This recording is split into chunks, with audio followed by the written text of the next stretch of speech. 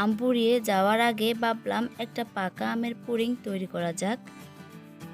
তার জন্য নিলাম 3টি পাকা আম, সুন্দর করে স্লাইস করে নিলাম। তারপর দিলাম ব্লেন্ডারে।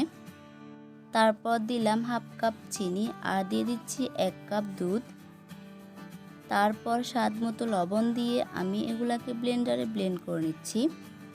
তারপর আমি এখানে একটা বাটির মধ্যে নিয়ে নিচ্ছি 3 টেবিল চামচ পরিমাণ কর্নফ্লাওয়ার আর দিয়ে দিচ্ছি হাফ কাপ পরিমাণ দুধ। এবার কর্নফ্লাওয়ার আর দুধ খুব ভালো করে একসাথে মিশিয়ে নিচ্ছি।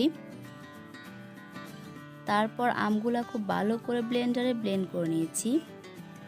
চুলায় একটা প্যান বসিয়ে আমি সবগুলো আমের মিশ্রণ প্যানের মধ্যে দিয়ে দিচ্ছি।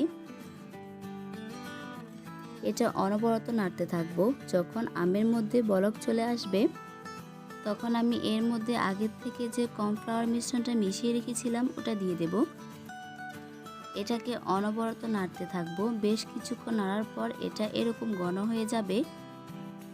আরও 2 থেকে 3 মিনিট এভাবে অনবরত নেড়ে এটাকে চুলা থেকে নামিয়ে নেব।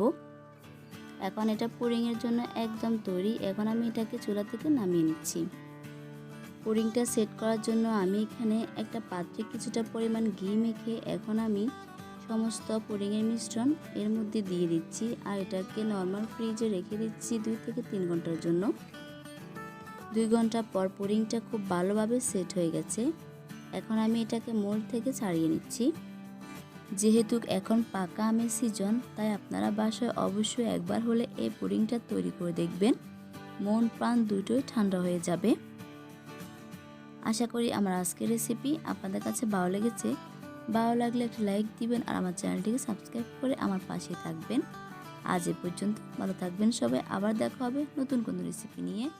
আল্লাহ হাফেজ।